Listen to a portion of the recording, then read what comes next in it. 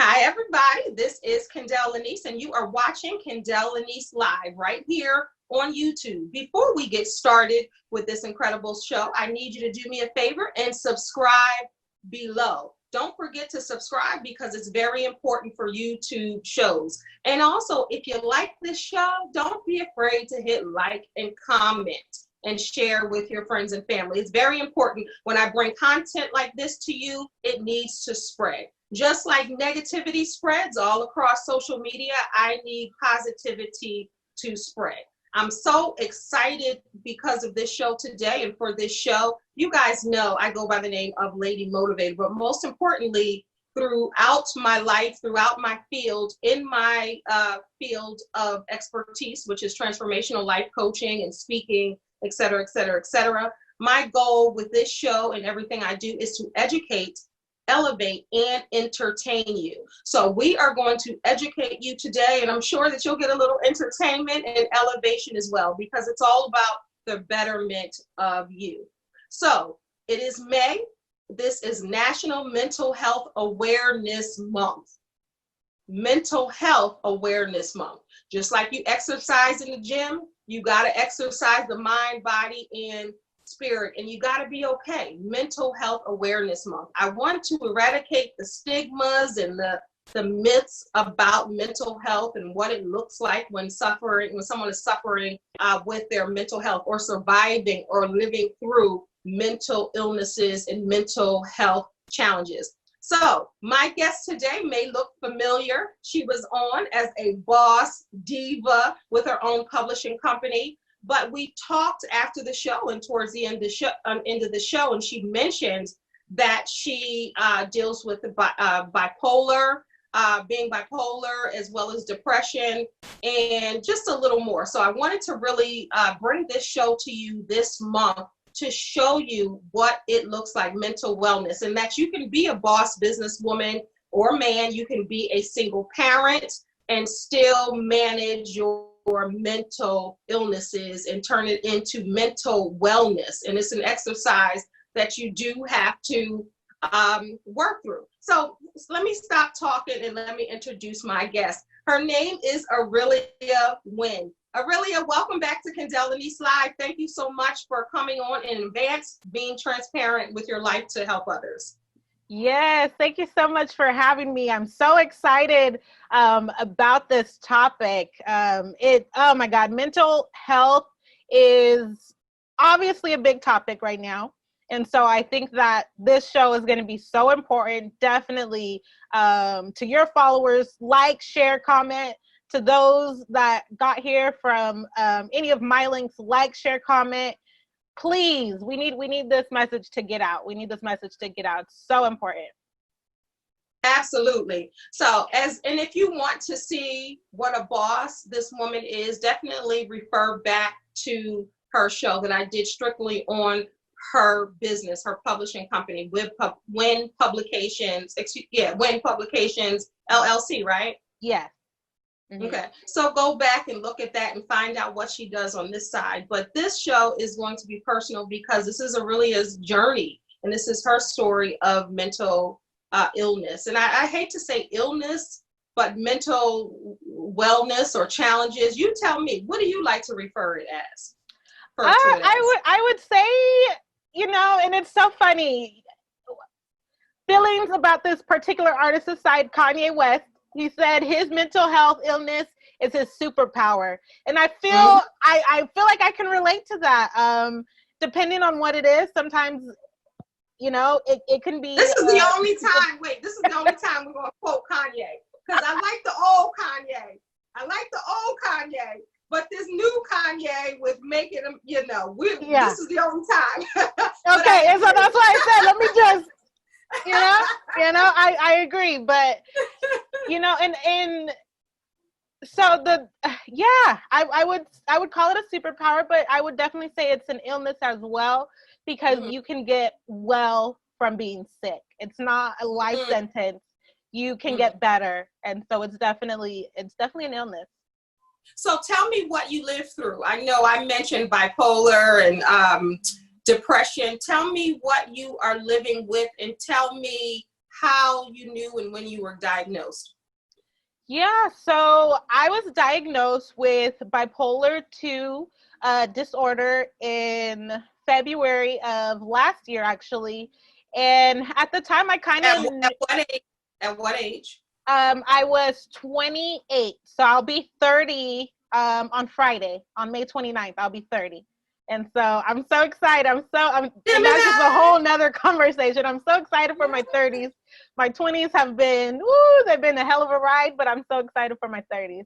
It And gets so much better. Once you yeah. hit the 30s and 40s and 50s, it gets so much better. Okay, good to know. Good to know. But yeah, so I was diagnosed last year with bipolar 2. And like I said, I kind of had a feeling that I was struggling with something.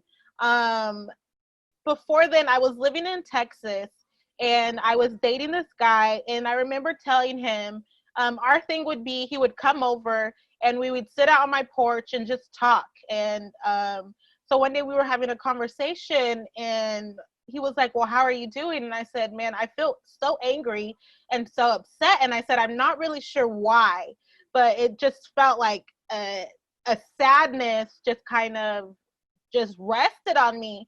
And I just told him like, hey, I feel like a shift is getting ready to change. And I said, no matter what, I said, if we can make it through this, we'll be okay.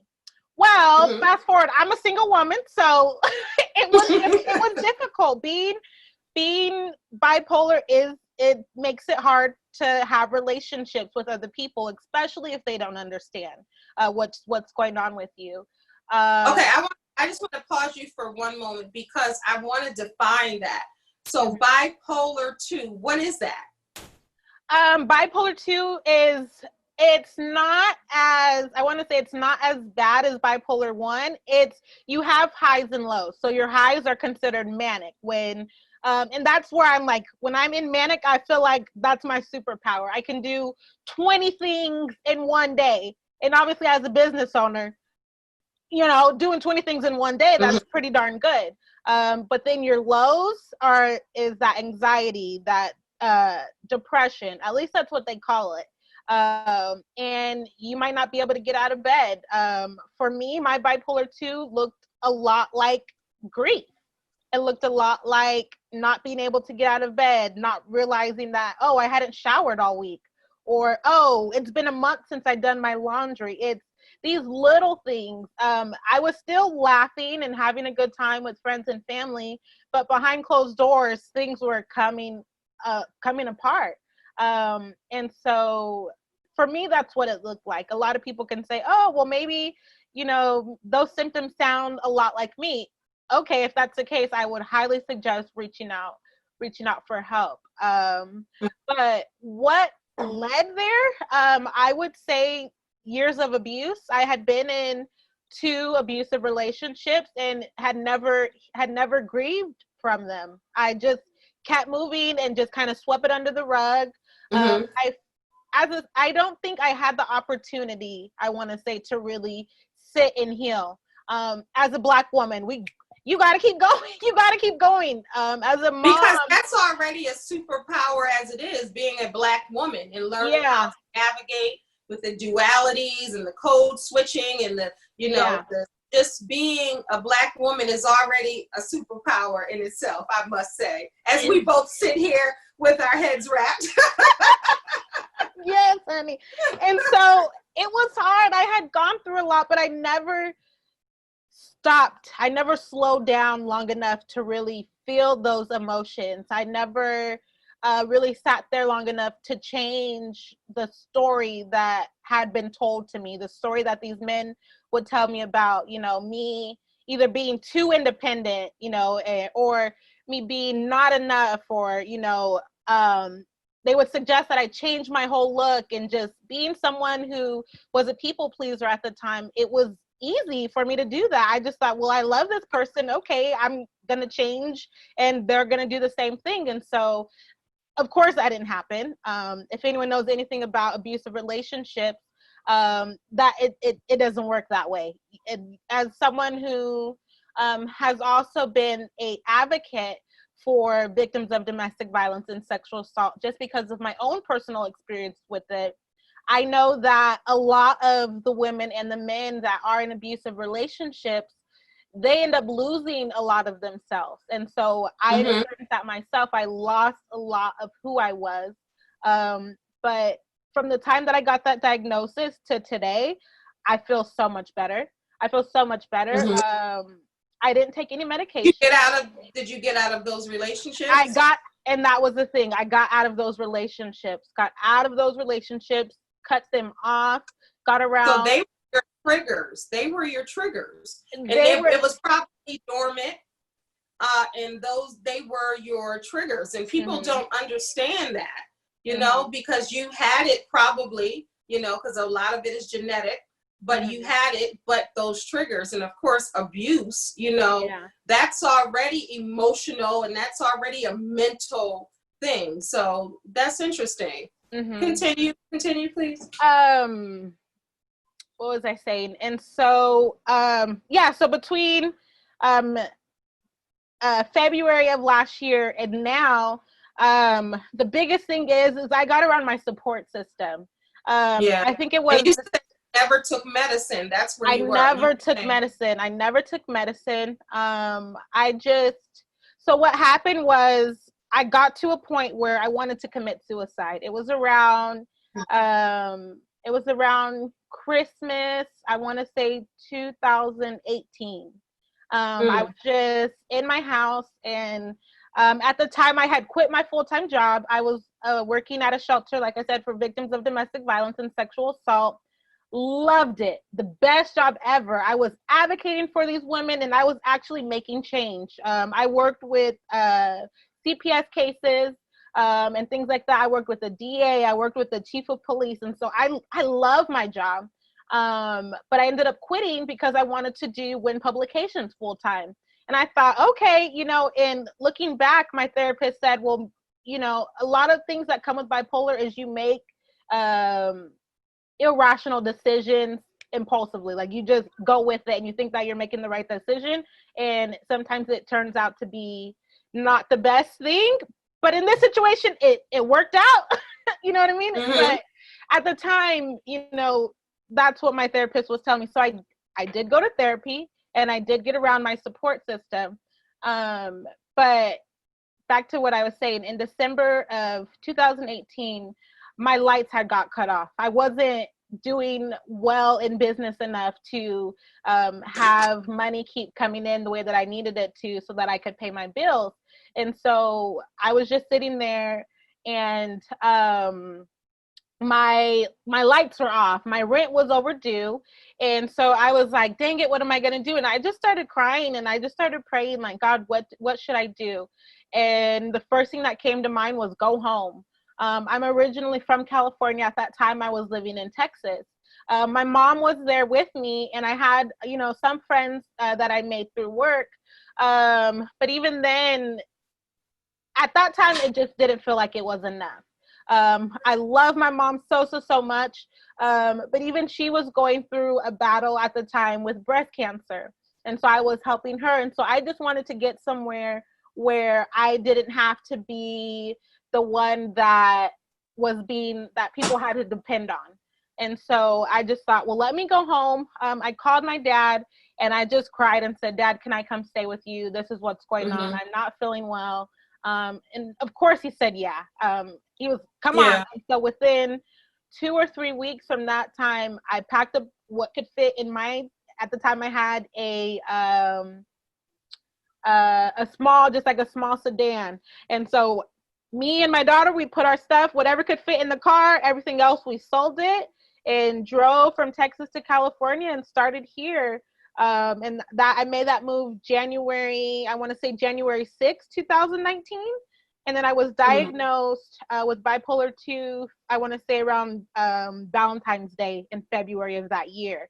And that led to even more of a spiral because I thought, how could I be diagnosed with something like this? I had a job. I was doing all of these things. What do you mean? And so I grieved over the diagnosis. And at the time I was still in a relationship, and it was my birthday this time last year. And I was asking the guy that I was with, I said, well, what are we going to do for my birthday? To me, birthdays mean the world. I feel like Me if you too. get another Me birthday, you better too. celebrate. Like, I don't care Right. if, if you're going to turn 37 or some odd number, you still better celebrate your birthday. Like, That's just right. thank God for another Yeah. year. And so Yeah. he knew that. He knew that I really love to celebrate birthdays because I made his birthday a big deal. And so we ended up doing nothing. We did nothing for my birthday. And I remember kind of confronting him about that. Like, hey, it's already late. It's already the end of the day. You didn't get me anything. We didn't do anything for my birthday. And all I remember is I just started hysterically crying. The next thing I know, I was sweeping off the stuff off of his dresser. I threw my phone and flat out had a fit like a 5-year-old on the floor. And I called 3 different people just to tell them, like, I was feeling suicidal at that point. I was feeling unappreciated. I was feeling overwhelmed. I was feeling triggered. I was feeling just so ashamed and just really hurt. And I called 3 people. I called my cousin, I called my sister, and then I called another friend out of Florida.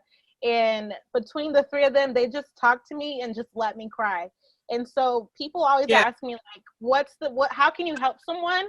Just to be quiet and just let them cry. Hold their hand, answer the phone when people call you, even if, you know what I mean? Even if you hadn't heard from them in a long time. My friend in Florida, they hadn't talked to me in a long time, but I'm so grateful that they answered the phone because I might not be here today having this conversation with you had someone not been there. And so having a support system, oh my God, if you are struggling with mental health illness, have a support system. And that's one thing that I also learned from my therapist is whenever you do get in those, whenever you are experiencing those kind of feelings, have someone that you trust, have someone that's safe, have someone that's not going to sit there and try to preach at you while you're going through that situation. Because honestly, even I'm a Christian woman, even it just doesn't make me feel good to be preached at while I'm in that moment. Like, just let me cry, let me feel what I'm going through. Even words of encouragement at that time, it wouldn't have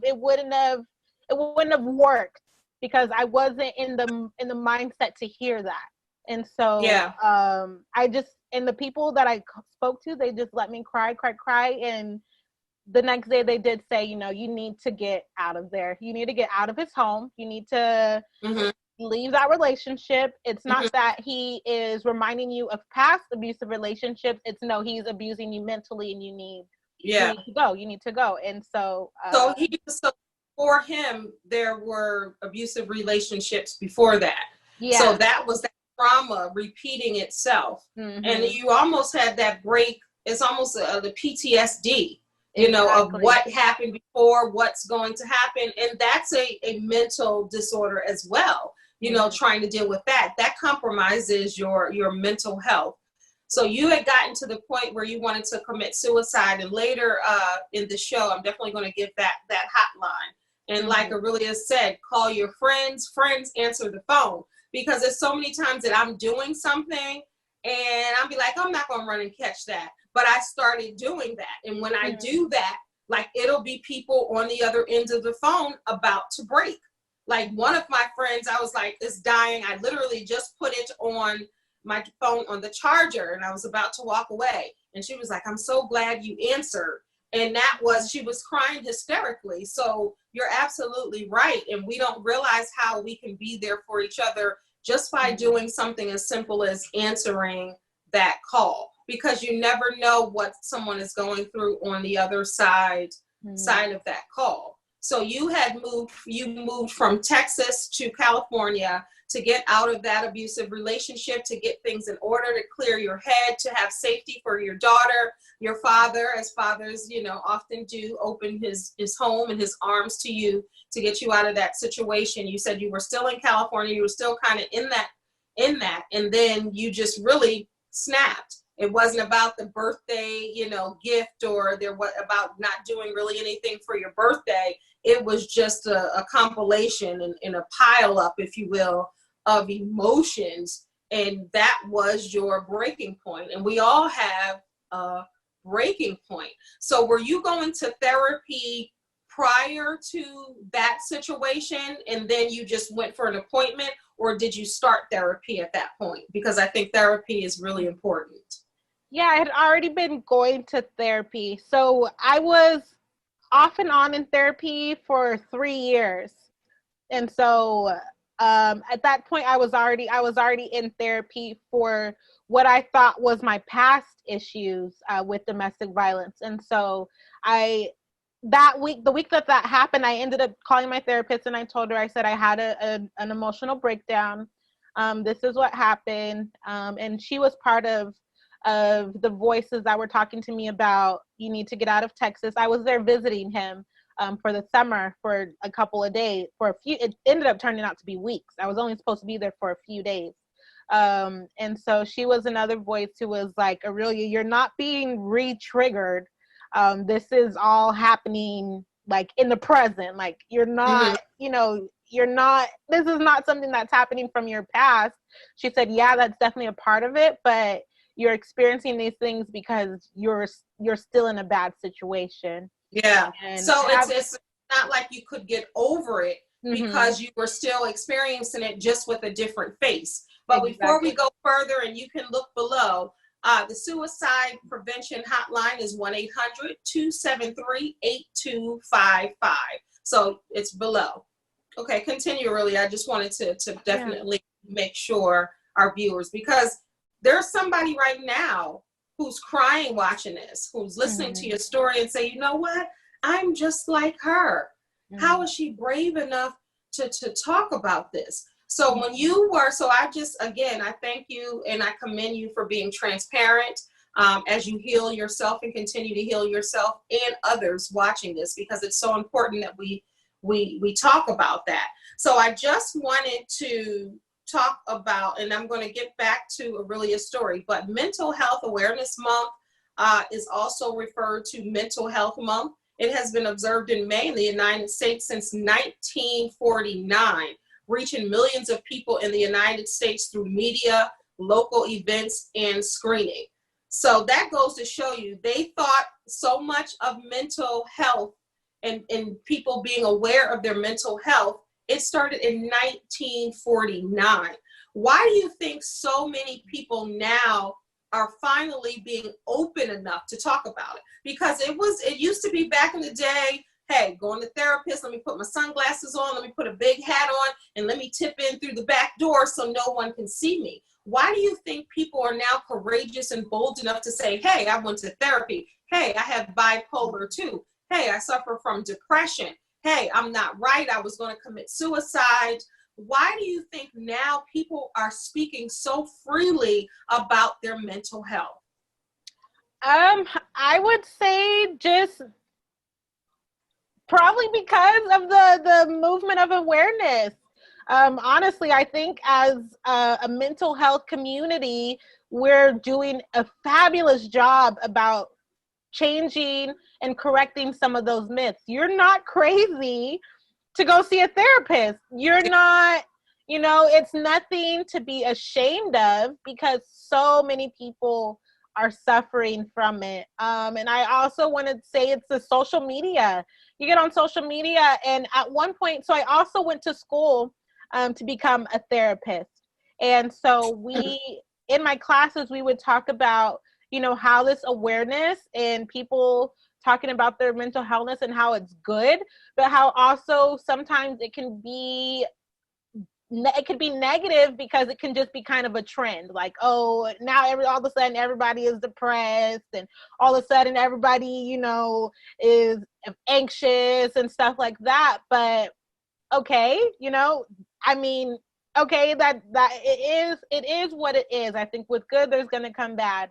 But I just think that it's the awareness, and it's, people, I want to say like myself, having the courage, because it does, oh my God, it takes so much courage. If I let the different thoughts that go through my head about, that shame, a lot of people are ashamed to share their story. A lot of people are, one of my things, that sometimes I think is, well, who's going to see this, as a business owner? Oh my God, are they not going to work with me because of my past story? And it just comes to the bottom line. Something that my mom told me a long time ago is, you know, Arilia, sometimes you'll go through things, yeah, definitely to build you up, definitely to strengthen you, definitely for you to learn a lesson, but also for you to share with somebody else.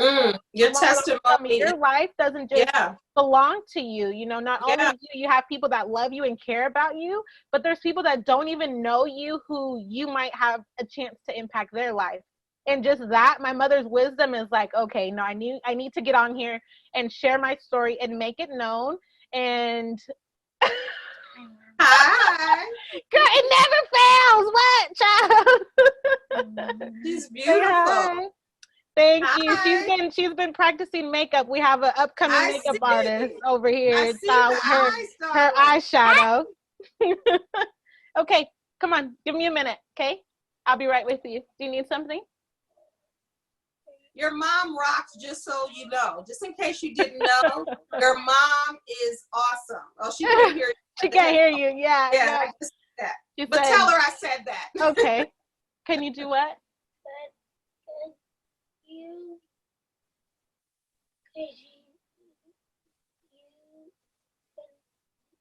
you get me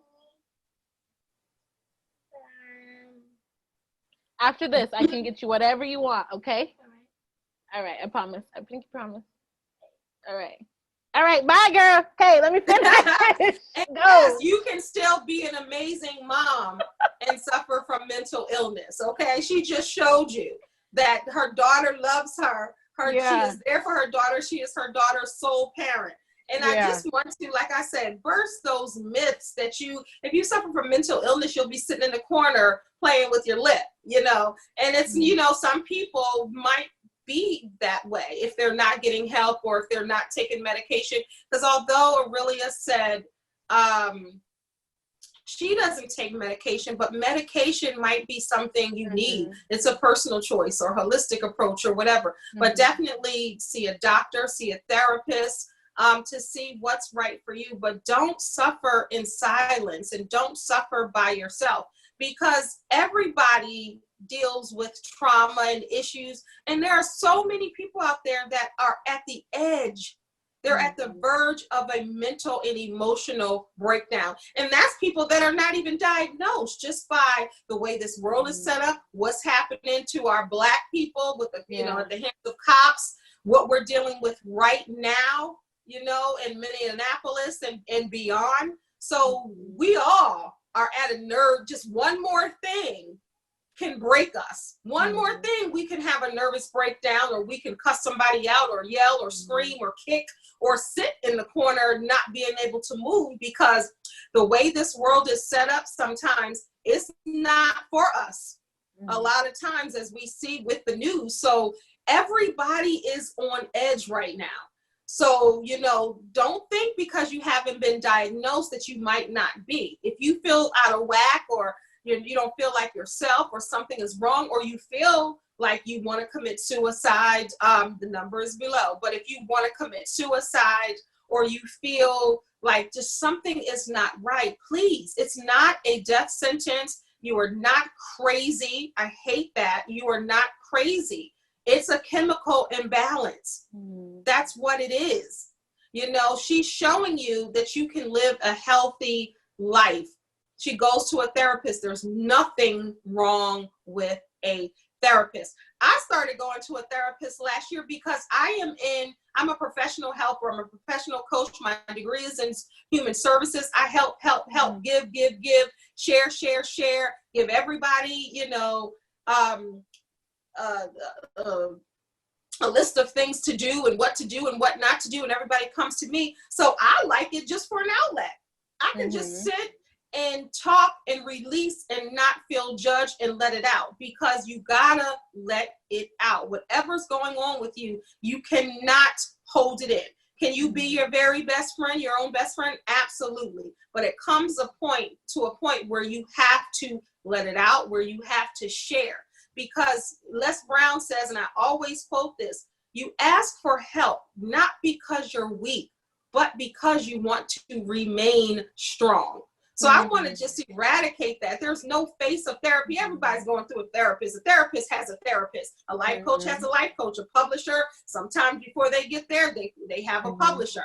that's what it's about. So Arilia, you know, I definitely thank you for that. You talked about depression also. What does depression look like in your life? Depression for me, I know when I'm depressed, it shows up in my laundry. And So that your laundry? it shows up in my laundry. I won't do girl. I don't. At this point, I don't even do my laundry. It's so funny. So yeah, honestly, and I know people are like, "What? That's ridiculous."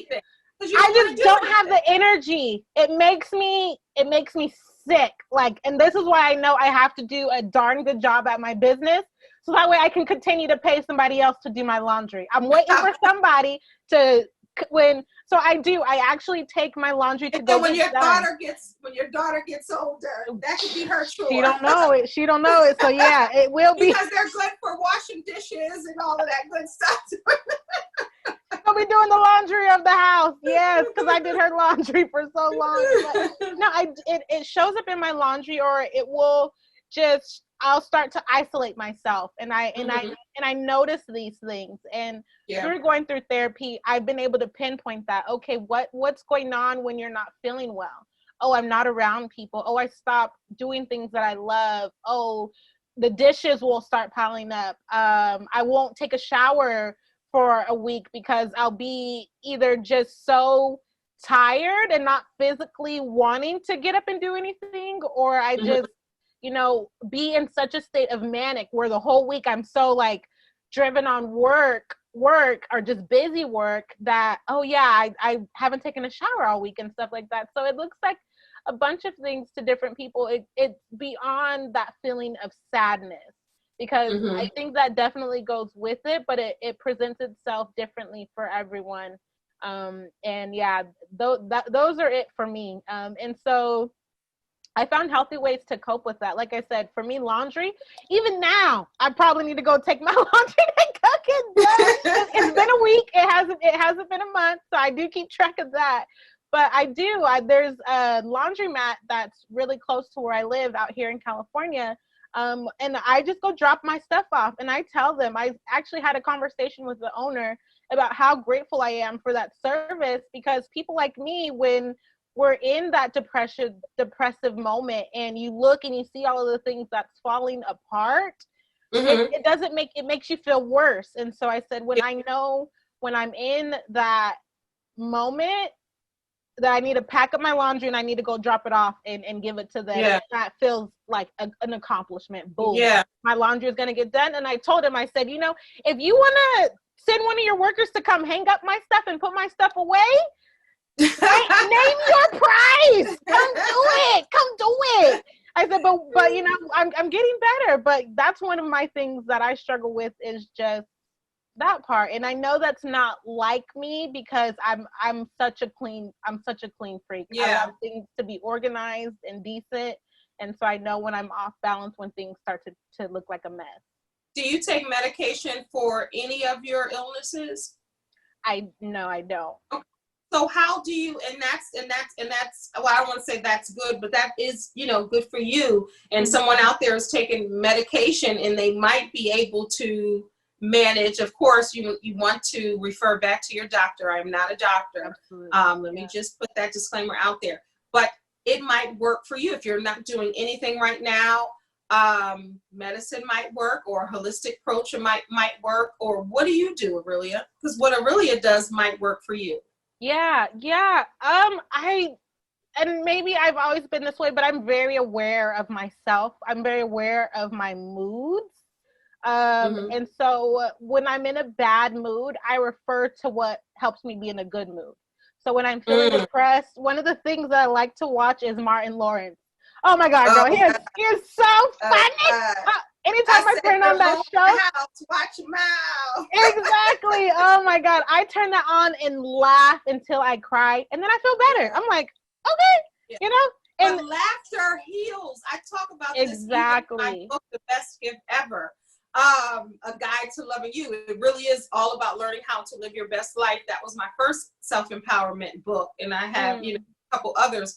But that's what I have a whole chapter about laughing, and I put the health benefits of laughing. People Yeah. are not aware of laughter. You know, laughter heals. It really is medicine. And this is the thing with Arilia, like she said, laughing, and we're going to definitely talk about more of what she's doing. But I just really wanted to say this real quick before I lose my train of thought.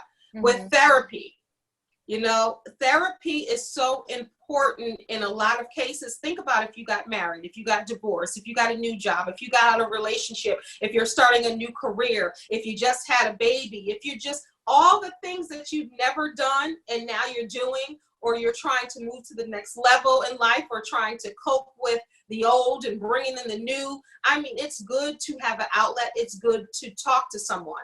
It's not like you're going to lay on the couch like you used to see in the old movies and you're going to sit, so tell me about your problem. It's a conversation, and you're speaking, and they're giving suggestions, you're giving suggestions. It's a team effort. And I just really want to stress that, because we've had a therapist on this show, and we'll have another one. And I just want people to heal and want people to get help. You don't have to have a mental illness to go to a therapy. It's a release, just like laughter is a release. What else do you do, Arilia? Yeah, I laugh. I love to dance. Yes. I love to write. And so I do the things that I love. I love my child. I love to go to the beach. And so just those different things, but I also manage myself a little bit better. One of the things that helped me is keeping a schedule. So I have my calendar here. I also have another one on a whiteboard here. I have one on my phone.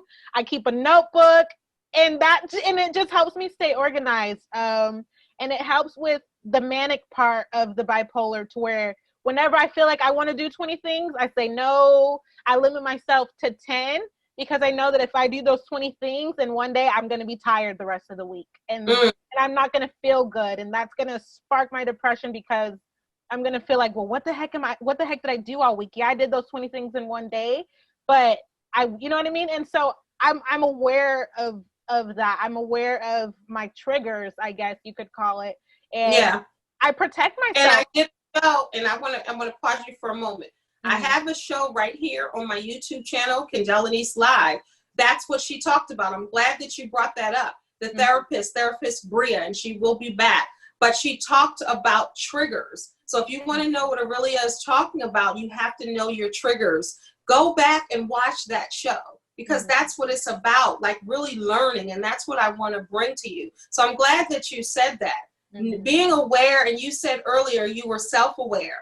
And I think that that's so important. You see when you look out of whack, or sound out of whack, or something is not right. And like you said, your laundry, I love that, is a great indicator of something wrong. So you laugh, you said that you dance, said that you write, you know, and I think it's so important. It's doing what your soul feels is happy, like whatever makes your soul feel free and your soul feel happy, you do more of that. And you kind of bring yourself out of it, it sounds like. Exactly. And then I'm so grateful. I have such a good family unit. And so they'll, the family members that know that I struggle will reach out, or they'll just pop up unannounced, and that's okay. And I try to get around them often. My family's crazy, but I think that's every family. But the love that my family has for me is so unconditional. I could do no wrong in my father's eyes. I could go rob a bank and stuff, and I would still be my dad's little sunshine. You know what I mean? And just knowing that is important. I know that not everybody has that support, but you can go find it and you can create it. And another thing that helped was my therapist pointing out my strengths, and I keep them in a journal, so that way whenever I feel like, dang, I'm not doing my best, I go back and I look at all the things that I've already done, and I say, oh, I did that. Oh, actually, shoot, I am a boss. Okay. And I start, affirming those things. Okay, girl, what? You started a publication company. You're a boss mom, and you're doing it. And I remind myself of who I am and bring myself out of that. There's a gospel song that says, Sometimes you have to encourage yourself. Sometimes you have to speak life over Yes. yourself. You can't expect it from other people. It has to come from you first. And when you can do that, you're good. You know what I mean? And that's what's working for me is just those things. Yeah. That's what I advise actually my life coaching clients as well. It's like focus on your strengths, focus on your positives, realize how you got to where you are now and all of the wonderful things you've achieved and accomplished, not just tangible things, but who you are, what you've overcome and what you've gotten through. Because I think a lot of people forget their strengths and the positives because the negatives and what's happening in the moment are so polarized that people forget about who they are. Like you said, I'm a boss. At 27 years old, I started my own publishing company. You know, I survived abusive relationships. I have bipolar 2 and depression, and I still rock. And I think it's so important to speak life over yourself and speak positivity, because I truly believe that that really helps as well. Just speaking positively, like you said, doing more of what you love, and just really standing in those moments. Like you said, okay, I'm not okay right now. You know, I'm just going to lay here or chill or do dance or laugh. But then I know that I'll be okay. So what does that okay look like? And before you answer that, I just want to let everyone out there know it's okay not to be okay. But you can't dwell there, and you can't just pitch a tent and live there. You got to get out of that thing. However, whether it's like Arilia said, dancing or singing or writing or acting or drawing or, you know, working with numbers, working with kids, whatever you do, but you can't stay there. But I want to give you permission to not be okay. And then if you're in that longer than you think you should be in there, or you're still not feeling well, seek help. Go to your doctor. Find a therapist, find a life coach, find a friend. It's so important for you not to be alone in those moments. Arilia said she has a great support system. And even if you don't have a great support system, reach out to somebody. Because Arilia, you said that's very important, that for having those people. And I want you to really reiterate about how friends can help. And they don't have to do a whole lot, you said. Yeah, no, absolutely. And so that's one of the things that's so funny. One of my cousins who actually was part of the 3 that, you know, I want to say they saved my life. She asked, we had another family member who was suffering with mental illness, and my family member was like, she was feeling guilty because she didn't know how to help her. And I said, you're helping her just by being in her presence. You're helping her by not letting her physically be alone. You're helping her just by being there. You don't have to say anything, because a lot of the times when I was depressed, you couldn't encourage me. There was nothing that you could say that I wanted to hear. It just pissed me off even more because I felt like I was inadequate. Like, why is this person having to encourage me? What's wrong with me? And it just added more to that guilt.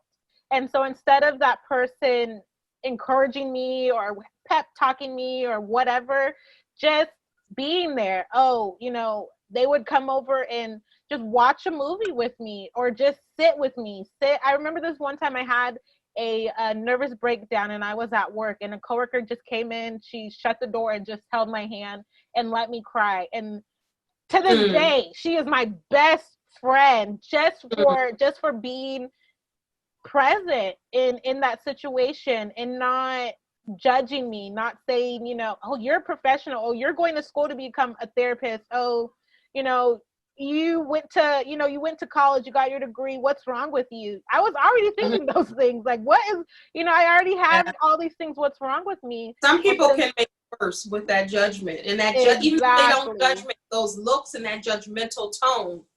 Yeah. And so the people that I was drawn towards, they did none of those things. And so finding people like that understand, even if they don't, or even just being that person, even if you don't understand what that person is going through, let them tell you. One of the things that we learned in therapy is to let the client be the professional, but at the same time, you want to give them another perspective. A lot of times when I was really heavy in my mental illness, I had a lot of absolute thinking. For example, I would say, oh man, life is bad. Okay, life might be bad right now, but life is not always that way. And so changing that narrative that I was giving myself, not my therapist, but I have a business coach who I talk to every now and then. And one of the things that he tells me, Arilia, part of your healing should be going back and changing those narratives. What did those abusive men tell you that made you feel like crap? Well, go back and fix that. No, I'm not too independent, No, I'm not, too much of whatever, going back and fixing those narratives and saying, hey, it's okay for me to be sensitive. It's okay for me to be emotional. It's okay. It's not a problem. I'm not the problem. And so, did I answer your question? Yes. Okay. What did it look like when you were experiencing your worst, or that worst day, that wasn't so good? Laughing didn't work, writing didn't work, watching a movie didn't work, nothing worked. Dancing around, it didn't work. What did that day look like? Because I'm sure you've experienced those days where you couldn't even get up. Yeah, it looked like a heavy load. It felt like my chest hurt. It felt like I couldn't see past that day. It felt like, I just had these thoughts going through my mind. And like I said, it looked like dirty dishes. It looked like dirty laundry. In my eyes, it might not have been that bad, talking to other people. Oh, it didn't look bad, but that's the thing about depression and mental health illness. While it might look different to you, the person who's experiencing it looks completely different to them. And so these things that I'm talking about, the dirty dishes, the dirty laundry, the heavy chest, the sweating, the sleeping all day, not wanting to do anything, that might look normal to some people, but it wasn't normal in my eyes. And so yeah, and thank you for saying that, because I know someone out there saying dancing is not going to help me, laughing is not going to help me, but you have to have a positive mind. And you have to not want to stay there. You know what I mean? You got to want to be able to pull yourself out. And there may be times where you don't. I mean, I know a lot of folks who suffer from depression, and some of them can't get out of the bed, to dance, and then when they're out, they're out. So you might have high days and you might have low days. And then that's when you might want to phone a friend, or just be in the presence of someone else that can kind of help you laugh. I always say, call your funniest friend, be around your funniest friend, pick up the phone, send a text, or watch a movie. I just wanted to read these statistics to you. In the United States, almost half of adults, that's 46.4%, will experience mental illness during their lifetime. 5% of adults who are 18 or older experience mental illness in any 1 year, equivalent to 43.8 million people. 19.1 of U.S. adults experienced mental illness in 2018. That's 47.6 million people. This represents 1 in 5 adults. 4.6% of U.S. adults experienced serious mental illness in 2018. 11.4 million people. This represents 1 in 25 adults. And these statistics are from NAMI, in mental health first aid. It's a lot of people out there that are experiencing what you're experiencing, especially in this time, in this Corona time. So I found this mental health information during Mental Health Awareness Month. Be kind to your mind. Tips to cope with stress during COVID-19. It says, number 1, pause, breathe, notice how you feel. Number 2, take breaks from COVID-19 content. Don't bog yourself down with everything. You know, some people are watching news program after news program, following everybody on social media that's talking about death, talking about you might get it. That builds anxiety. Number 3, make time to sleep and exercise. Number 4, reach out and stay connected. Number 5, seek help if you feel overwhelmed and safe. So those are tips dealing with and coping with stress during COVID-19. How have you been during this time? Have you seen anything peak with you? Honestly, yes and no. Surprisingly not. And I think it's because I told someone a long time ago when this first started and my friends were sharing their grief and their feelings about it. I said, you guys, I just got up out of a mental health situation a year ago. I can't, not right now. I couldn't allow myself to get that far down anymore. So I definitely limit my, news media content. I've poured myself so much into my business that it's growing actually during this pandemic. That's wonderful. And I just shifted my focus. If we're having a conversation about COVID-19, I try and go the other way. Like, I don't want to talk about it for too long because I know how it makes me feel. And I think that it's okay. I've gotten to the point where I'm willing to protect myself and make other people uncomfortable. So that way I don't have to have those PTSD-like symptoms. I don't have to feel that anxiety because I just don't want to go through that again. And so self-care, definitely. Mm-hmm. So Arilia, what makes you happy? Oh, what makes me happy? That's a good question. Honestly, just the things that I said that helped me out of the depression. I love to dance. Oh my God. And it could be to any kind of music. And I hope to start sharing that with people more. I love to dance. I love to write. I love being around other intellectual people, doing things like this. Oh my God, I love it. I love to talk. And just being outdoors. I'm a beach goer. Me and my daughter are both beach babies. And so when they said that the beach was open up out here in California, well, we were out there with our masks and stuff. We were That's doing what I was going to say. Still be safe. Exactly. But we were there. And so those things definitely make me happy. And of course, it used to be people. But when I just kind of come to terms with people are fickle and I can't put that on just one person and just turn it to myself and doing the things that I like to do, that set me free as well. Wonderful. I'm glad to hear that. So lastly, before we conclude this show, give someone words of encouragement, words of advice. They just got diagnosed with depression or bipolar 1 or 2 or another mental illness, or they're suffering and they haven't been diagnosed with anything. Lift them for a moment. Give them some words of encouragement. Yeah. Oh my God. That's so good. Be encouraged. Oh my God. Be encouraged. My brother, my sister, it don't matter what color you are. Be encouraged. Listen, it's the darkest just before the sun comes up. And so if you feel like you're in your darkest hour, expect the sun to come up. Be encouraged. Make a list of your goals. You might not think, I don't want to continue, I don't want to continue living. Well, what is it that you want to do? I would say, write a bucket list and plan on it. Plan on doing those things.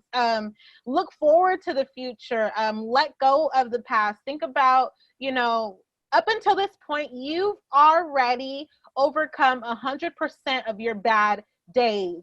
Channel back into that strength and overcome this bad day or overcome this bad diagnosis or this whatever it is that's making you feel that way. You've already overcome situations like that. And even if you haven't, you've overcome some tough things. One thing that I do know is that problems are guaranteed. And so when you can kind of come to terms with, hey, problems are already guaranteed, you can know that you have the strength to overcome them.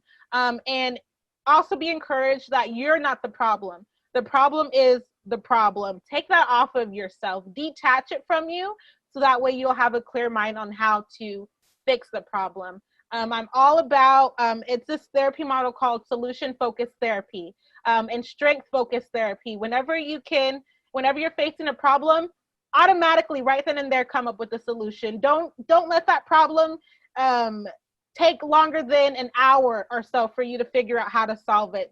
Spend your energy on solving the problem.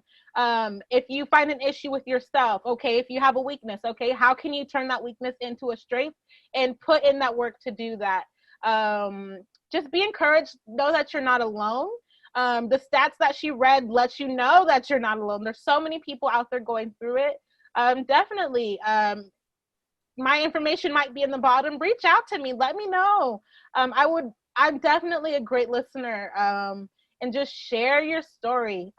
Be encouraged to activate the courage that's already in you. And Excellent. Yeah, let's go. Let's do it. Excellent. That was excellent. That was excellent advice. I want to ask you, and I should have asked you this before that, because I could have ended the show with what you said, but that's all right because you got it in you. Quickly, did you want to become a therapist before you were diagnosed with mental illness or after?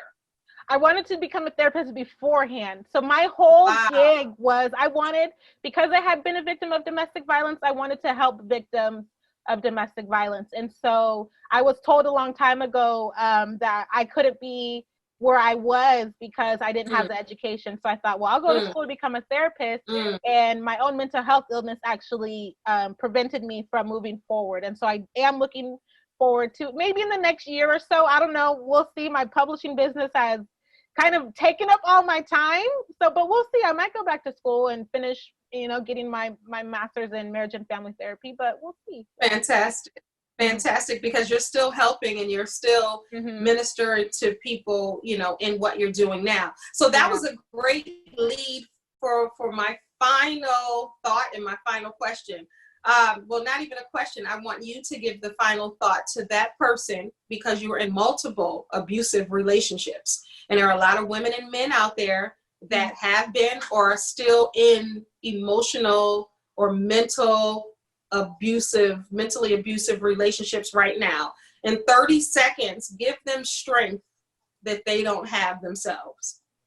I would say, look at the obstacles. A lot of reasons why people say an abusive relationship are the obstacles and the fear and the belief that they can't overcome that. I want to say, to hell with that. You can overcome those obstacles. If you're with someone because of finances, you know what? Things might be hard if and when you let go of that person, but you can overcome them. You already have and might not even know it. But definitely don't fear keeps people in a lot of bad situations. Let go of that fear and watch your whole life change. I can personally attest to that. Once I let go of that fear of not having somebody, man, my life got better. Boom. Final words from Arilia Winn. Arilia, I thank you so much for being transparent and really not allowing your business to stop you from delivering this message. Because I, like your mother, I believe in your testimony is never for you. The things that you go through are never for you.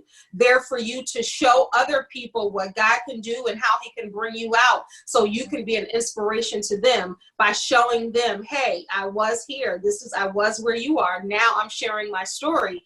And like one of my friends say, she always talks about allowing your mess to become your message. And each test is in that testimony, and that's life's test. So I thank you for sharing and being transparent with your story. And I wish you nothing but the best and success as well as in your personal space, your personal life.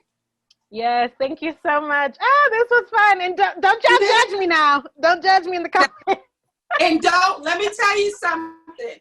I'm protective. Don't you dare judge this woman, because if you were brave enough to share your truth, you might begin to heal. And that's where the healing lies. You have to be truthful with it did look like and what you're going to deal with, because we're always dealing with something, but with just and how you handle it And most importantly is how you handle yourself and what words you speak to yourself. So if you speak positivity to yourself, if you're positive, look it up. It's fact. Positive. Any health challenge that you go through, you're able to overcome it just by being positive. Now, I'm not saying that to stop taking your medication and be positive. I'm just saying that, and as a meditation practice, it's all about being still sometimes and really looking inward and seeing if you can discover who you are in that process. Because once you're there and you're removed, like Arilia is still going through challenges, but she removed herself from a negative situation, a negative relationship, which was her trigger. So find out, it's important to find out your triggers and heal yourself through stories like this and stories like my other stories on Kendell Lenice Live. But thank you so much. Appreciate you, my dear. Thank you. And you keep doing what you're doing. This is so I know important. was a little loud. Yeah, I think something's going on, but yeah. Thank you. Yeah, it's for tuning in to Kendell Lenice Live right here on YouTube. My guest was Arilia Winn. So check her out on this episode and her other episodes. And I think you are going to see her again on my YouTube channel. But God bless you, everybody. And remember, you are a star, so don't allow anyone your shine.